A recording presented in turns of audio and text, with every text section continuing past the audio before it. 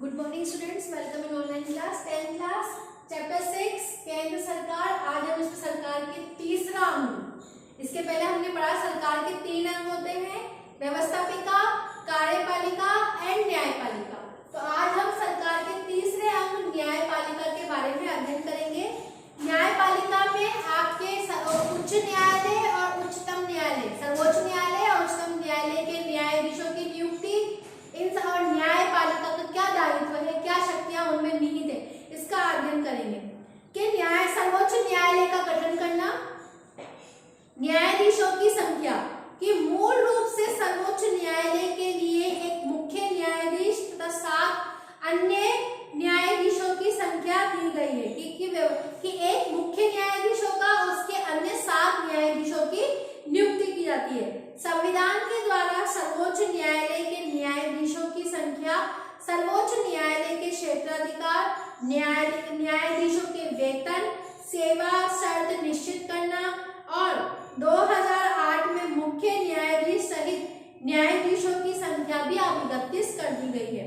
सर्वोच्च न्यायालय के न्यायाधीशों की नियुक्ति भारत का राष्ट्रपति करता है और भारत के प्रमुख न्यायाधीशों की नियुक्ति के संबंध में राष्ट्रपति सर्वोच्च न्यायालय और उच्च न्यायालय के ऐसे अन्य न्यायाधीशों से परामर्श लेता है जिसके वो इस संबंध में परामर्श लेना आवश्यक समझता है। कि न्यायाधीशों की नियुक्ति राष्ट्रपति के द्वारा की जाती है और राष्ट्रपति इन न्यायाधीशों से परामर्श लेके अन्य न्यायाधीशों की नियुक्ति करता है। वर्तमान में सर्वोच्च न्यायालय व उच्च न्यायालय के न्यायाधीशों की नियुक्ति कॉलेजियम व्यवस्था से की जाती है। अगर आपसे क्वेश्चन पूछा जाए कि वर्तमान में सर्वोच्च न्यायालय व उच्च न्यायाधीशों की नियुक्ति किस व्यवस्था के अंतर्गत की गई है, तो वो है कॉलेजियम व्यवस्था के अंतर्गत, जिसके अनुसार सर्वोच्च न्यायालय के मुख्य न्यायाधीश वो 4 वरिष्ठतम न्यायाधीशों को एक समूह राष्ट्रपति को नाम प्रस्तावित करते हैं और राष्ट्रपति इन्हीं नामों से न्यायाधीशों की नियुक्ति करते हैं। अब है न्यायाधीशों की क्या योग्यता होती है कि प्रथम तो वो भारत का नागरिक हो, द्वितीय वो किसी उच्च न्यायालय अथवा 2 से अधिक न्यायालयों में लगातार कम से भी कम 5 वर्ष के न्यायाधीश के रूप में कार्य करने का उसको अनुभव हो, या फिर राष्ट्रपति की दृष्टि में कानून का उच्च कोटि का वो ज्ञान रखना आना चाहिए, या फिर किसी उच्च न्यायालय या न्यायालयों में लगातार 10 वर्ष तक वो वहां पे एडवोकेट वकील भी रह चुका हो। फिर है कार्यपालिका या उसके ऊपर महाभियोग लगाना। साधारणतः सर्वोच्च न्यायालय का प्रत्येक न्यायाधीश 65 वर्ष की आयु तक ही कार्य पर आसीन रह सकता है। इस अवस्था के पूर्व वो अपना त्याग पत्र भी दे सकता है, या फिर उसके खिलाफ कोई अगर कदाचार का व्यवहार हो जाए तो उसे अपने पद से हटाया भी जा सकता है। यदि संसद के दोनों सदन अलग अलग अपने सदस्यों के 2/3 सदस्यों के हस्ताक्षर प्राप्त आचरण पर प्रमाणित कर देते हैं तो भारत के राष्ट्रपति के आदेश के अनुसार उन्हें अपने पद से भी हटाया जा सकता है। इनको पद से हटाने की प्रक्रिया में कि दोनों सदन अलग अलग अपने सदस्यों के 2/3 बहुमत से अगर उनको प्रस्ताव पारित करके राष्ट्रपति को उनका अवगत कराया जाए तो वो उसको अपने पद से हटाया भी जा सकता है। अब उनके वेतन भत्ते कि मुख्य न्यायाधीश को 1 लाख रुपए मासिक तथा अन्य न्यायाधीशों को 90,000 रुपए मासिक वेतन मिलता है और न्यायाधीशों के लिए पेंशन और ग्रेजुटी की व्यवस्था भी होती है। फिर है उन्मुक्तियां कि न्यायाधीशों को अपने सभी कार्यों और निर्णयों के लिए आलोचना से मुक्ति प्रदान की गई है। न्यायालय का मुख्य स्थान अनुच्छेद 130 के अनुसार सर्वोच्च न्यायालय का प्रधान कार्यालय दिल्ली में है और न्यायाधीशों पर प्रतिबंध संविधान में ये निश्चित किया गया है कि भारत के सर्वोच्च न्यायालय में न्यायाधीश रह चुके वो अपने पद से निवृत्ति के बाद में भारत के किसी भी न्यायालय या किसी भी अधिकारी से सामने वकालत नहीं कर सकते। कि अगर वो न्यायाधीश के जब पद से हट जाते हैं तो किसी भी अदालत में वहां पे वकालत का कार्य नहीं कर सकते। अब सर्वोच्च न्यायालय के क्षेत्राधिकार या शक्तियां, प्रारंभिक क्षेत्राधिकार उनकी प्रारंभिक आशय उन विवादों से है जिनकी सुनवाई केवल भारत के सर्वोच्च न्यायालय द्वारा की जा सकती है। सर्वोच्च न्यायालय के आरंभिक एकमेव क्षेत्राधिकार के अंतर्गत भारत सरकार या एक से अधिक राज्यों के बीच के विवाद का वर्णन होता है, या फिर भारत सरकार संघ या राज्य के किसी एक अधिक से अधिक राज्यों के बीच विवादों का वर्णन होता है।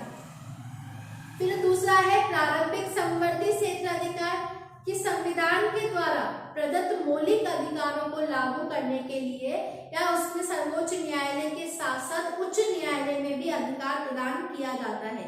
फिर है अपीलीय क्षेत्राधिकार, कि सर्वोच्च न्यायालय को प्रारंभिक क्षेत्राधिकार के साथ साथ संविधान के अपीलीय क्षेत्राधिकार भी दिए गए हैं। उसे समस्त राज्यों के उच्च न्यायालय के निर्णयों के विरुद्ध अपील सुनने का अधिकार भी दिया जाता है। अब है संवैधानिक और दीवानी, फौजदारी और विशिष्ट, कि इन नियमों के अनुसार इनको फर्स्ट है संवैधानिक, कि संविधान के अनुच्छेद 132 के अनुसार यदि उच्च न्यायालय ये प्रमाणित कर दे कि विवाद में संविधान की व्याख्या से संबंधित कानून का कोई महत्वपूर्ण प्रश्न निहित है तो उच्च न्यायालय के निर्णय की अपील सर्वोच्च न्यायालय कर सकता है। फिर है दीवानी, कि इस संबंध में मूल संविधान के अंतर्गत यह व्यवस्था की गई है कि उच्च न्यायालय से सर्वोच्च न्यायालय में केवल ऐसे ही दीवानी विवादों पर अपील की जा सकती है जिसमें विवादग्रस्त राशि 20,000 रुपए से अधिक हो, कि 20,000 से कम विवाद वाले पर उस पर वो निम्न निचली अदालतों में ही उसका विचार किया जाएगा। फिर है फौजदारी क्षेत्र में उन विवादों या निर्णय के विरुद्ध सर्वोच्च न्यायालय में अपील की जा सकती है, जैसे कि उच्च न्यायालय ने किसी न्यायालय के किसी निर्णय को रद्द कर दिया है या उसको मृत्युदंड दे दिया है। उच्च न्यायालय ने नीचे न्यायालय के चल रहे विवादों को अपने यहाँ लेकर अभियुक्त मृत्युदंड दे दिया गया है। फिर विशिष्ट, ऐसे मामले भी हो सकते हैं या जिनमें सर्वोच्च न्यायालय को हटाना आवश्यक हो। अपील के लिए अब है विशेष आज्ञा देने का अधिकार, कि हमारे संविधान के अनुच्छेद 136 के अनुसार सर्वोच्च न्यायालय स्वयं को यह अधिकार प्राप्त है कि वो सैनिक न्यायालय को छोड़कर भारत राज्य क्षेत्र के किसी न्यायालय या न्यायाधीश के निर्णय के विरुद्ध अपनी अपील की अनुमति दे सकता है। फिर है परामर्श संबंधी क्षेत्राधिकार, कि संविधान के अनुच्छेद न्यायालय के 143 के अनुसार कि वो राष्ट्रपति को प्रतीत हो कि विधि या तथ्य कोई भी प्रश्न पैदा हुआ है या फिर वो सार्वजनिक महत्व है तो वो उस प्रश्न को सर्वोच्च न्यायालय या परामर्श मांग भी सकता है।